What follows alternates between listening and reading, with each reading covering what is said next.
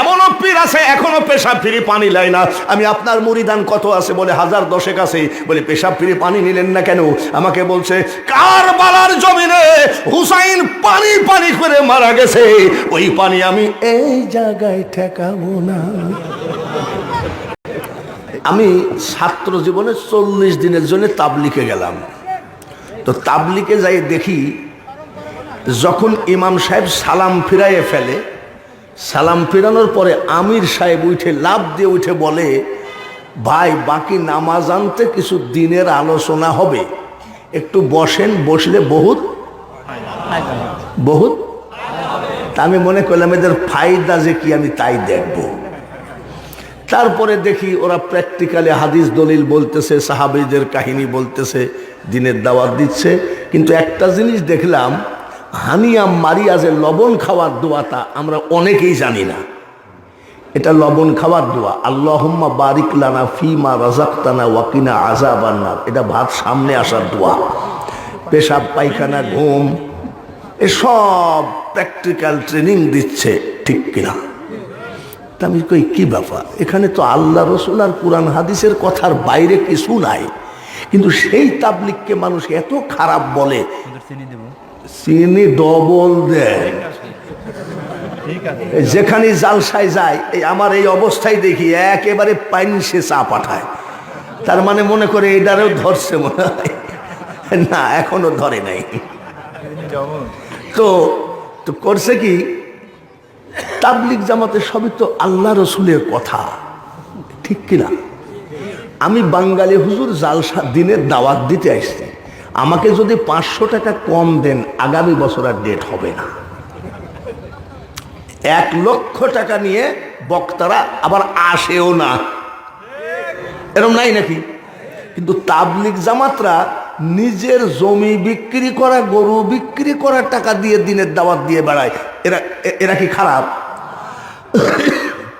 আমি এরা তো ভালোই। আচ্ছা ঠিক আছে, গেলাম চরমোনাই। কোথায়? চরমোনাই যাই দেখি খালি জুব্বা আর জুব্বা। আমি দেখি তো এখানে কি হয়। পীর সাহেব ওয়াজ করতেছে, এ বাবা,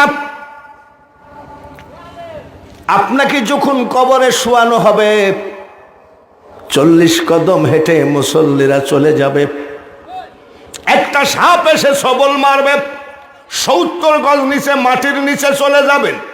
আর একটা সাপ এসে সবল মারলে 40 গজ মাটির নিচের থেকে চলে আসবেন। কবরের চিন্তা করেন বাবা, কবরের ভয় করেন। কবরের ভয় দেখাতে দেখাতে কয় জিকির করেন সুবহানাল্লাহ সুবহানাল্লাহ। এটা হলো সরমুনায় জিকির। দেখেন সরমুনায় যেখানে আছে দেখবেন সুবহানাল্লাহ সুবহানাল্লাহ, আলহামদুলিল্লাহ আলহামদুলিল্লাহ, আছে না? তাহলে এখানে তো সবই আল্লাহ রসুলের ব্যাপার, তাহলে এদের বিরুদ্ধে বলে কেন? তাবলিগও তো আল্লাহ রসুলেরই ব্যাপার, ঠিক কিনা? তা আমাদের মধ্যে এত দলাদলি কেন? গেলাম 8 রশি। কয় রশি? 8 রশিতে যাই দেখি হাজার হাজার মানুষ সব বসে আছে এক সারিতে। কি কয়? ইয়া আল্লাহ 8 রশি, ইয়া রহমান ইয়া রহিম। আমি এরাও তো আল্লাহকে ডাকে রে। আমাদের মধ্যে এত দলাদলি কেন? তাবলিগেও আল্লাহকে ডাকতেছে, চরমোনাই আল্লাহ, 8 রশিতেও আল্লাহ। গেলাম ফুরফুরা, হাওড়া স্টেশন থেকে 700 টাকা দিয়ে, ইন্ডিয়ান টাকা দিয়ে একটা গাড়ি ভাড়া করলাম, প্রাইভেট কার ভাড়া করে গেলাম ফুরফুরা। ফুরফুরায় যাই দেখি ফুরফুরা পীর সাহেব মুরিদানের সামনে বলছে, এ বাবা চোখটা বন্ধ করো, কলবের দিকে খেয়াল করো, তোমার কলব তোমার পীরের কলবের দিকে মুতাওয়াজ্জা আছে, এটাকে মুরাকাবা বলে। তোমার পীরের কলব তোমার দাদা হুজুরের কলবের দিকে মুতাওয়াজ্জা আছে। এইভাবে রসুল পর্যন্ত গিয়ে বলতেছে, পড়ো লা ইলাহা ইল্লাল্লাহ। আমি এখানেও তো আল্লাহ রসুলেরই ব্যাপার। তাবলিগ চরমোনাই 8 রশি সব তো আল্লাহ রসুলেরই ব্যাপার। গেলাম আজমির শরীফ। আজমির যাই দেখি ওখানে তো বাংলা নয়, দেখি তো কি হয়। জব এ জীবন টুট জায়েগা आसमान जमीन फना होगा, कहाँ रहे गसब ये कुदरत है ओ तेरी, ओ दुनिया बनाने वाले क्या होगा दुनिया तेरी। আমি এখানেও তো সেই লাইন মোতাবেকই কথা রে, মানে আল্লাহকে বলছে হে দুনিয়া বানানে ওয়ালে, যখন কিয়ামত হবে তখন এইসব কোথায় যাবে এটাই বলছে। আমি এটাও তো ঠিক আছে রে, আজমিরও ঠিক আছে, ফুরপুরায়, চরমোনায়, তাবলিগ, আটরশি, দেখি শাহজাদপুরে আমাদের কিছু লোক মুরিদ হইতে আসে, ওইখানে একটা কওমি মাদ্রাসায় আমাকে প্রধান বক্তা করেছে। ওয়াজের পরে মুফতি সাহেবকে বললাম যে ভাই একটু পীরের দরবারে যাবো, তো চলেন যায়। পীরের দরবারে ঢুকলাম তো জিকির করতেছে সব গোল হয়ে বসে, চন্দ্র সূর্য গ্রহ তারা আল্লাহর জিকির করে তারা, মানুষ হইয়া তোমরা কেন আল্লাহ আল্লাহ করো না। আমি এখানেও তো আল্লাহ, আমাদের মধ্যে এত ঝামেলা কেন? আমি এই টেনশন আমার যায় না। গেলাম চিটাগাং মাইজ ভান্ডার, মাইজ ভান্ডারে যাই দেখি এক পাগল বসে বসে গান গায়, কোন সাধনে পাবো খোদারে এ ভান্ডারি ধন রে, কোন সাধনে পাবো খোদারে। আমি এও তো খোদাকে খুঁজতেছে, ঘটনা কি? সব ঘুরে এসে গেলাম লালন শাহর মাজারে।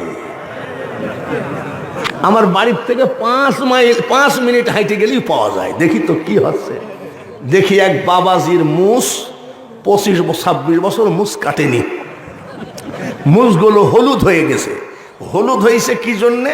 এই সাদা কাগজটা যদি রান্নাঘরে রাখা যায় তাহলে কয়েকদিন পর হলুদ হয়ে যাবে। কিসে?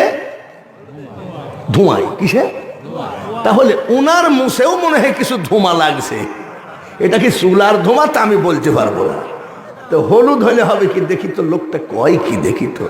চুপচাপ বসে আছি আর কয়, ডুবায়ে ভাসাইতে পারো চাইতে তোমায় ডাকি আমি, এলাহিয়াল মিনগো আল্লাহ বাদশাহ আলম ফানা তুমি। আমি এরাও তো সেই ডুবায়ে ভাসাইতে পারো তাইতে তোমায় ডাকি, এলাহি আলমিন গো আল্লাহ। এরাও তো আল্লাহকে বলতেছে, খালি মুস্তা হলুদ আর কি। তা আমি আবার বলছি বাবাজি একটু ভালো করে গান গাও। তখনও চিন্তা করছে মৌলবি আমাদের লাইনের লোক, একটা ভালো গান গাও। তো বলছে কাশি টাশি দিয়ে গান গাইছে। গানের একটা ভাব আছে না? আমার বয়স তো 75, তো লোকটা আমার একটা গান ধরিছে, চলিতে চরণ চলে না। চলিতে চরণ মানে কি? দিনে দিনে অবশ্যই আগের বাহাদুরি এখন গেল কই। আমি এ তো মারাত্মক গান রে। এক সময় মাইক ছাড়া 5 ঘন্টা চিল্লাইছি, এখন মাইক হলেও ভয় লাগে যে পারবো কিনা। তাহলে আগের বাহাদুরি কি আর আছে? চলিতে চলন চলে না, দিনে দিনে অবশ্যই আগের বাহাদুরি এখন গেল কই। আমি আবার 10টা টাকা দিয়েছি যে ভাই তুই আমার মনের কথা বলিস, তুই গা। যেই 10টা টাকা দিয়েছি ও কয় মুখে মাথার চুল পাকিতেছে, মুখের দাঁত পড়িতেছে, চোখের জ্যোতি কমিতেছে, মনে ভাবি চশমালো। এইবার আসেন তাবলিগ জামাত থেকে চরমোনায় 18 যতগুলো বললাম, আমি কি কারোর বিরুদ্ধে বলেছি? আন্দাজে না, সত্যি কথা বলেন, আমি কি কারোর বিরুদ্ধে বলেছি? বাবাজি আমি কারোর বিরুদ্ধে বলি নাই। আর বিরুদ্ধে বলা আমি জানি না, আর বিরুদ্ধে বলা বক্তা আছে কিনা আপনারাই ভালো জানেন। আমি একটা কথা বলতে চাই, মাইজ ভান্ডার যাও, 18 যাও, চরমোনায় যাও, ফুরফুরায় যাও, যেখানেই যাও না কেন মন গড়া ভাবে ইবাদত করলে ওই ইবাদত আল্লাহর দরবারে পুজবে না। পীরের দরবারে মুরিদ হয়ে কয়, পীরের দরবারে মুরিদ হও, আমি তাও নিষেধ করছি না। এমনও পীর আছে এখনো পেশাব ফিরে পানি লাই না। আমি আপনার মুরিদান কত আছে বলে 1000 10 আছে, বলে পেশাব ফিরে পানি নিলেন না কেন? আমাকে বলছে কারবালার জমিনে হুসাইন পানি পানি করে মারা গেছে, ওই পানি আমি এই জায়গায় ঠেকাবো না। এইগুলো কি দলিল না মন গড়া দলিল? জোরে বলেন ঠিক কিনা?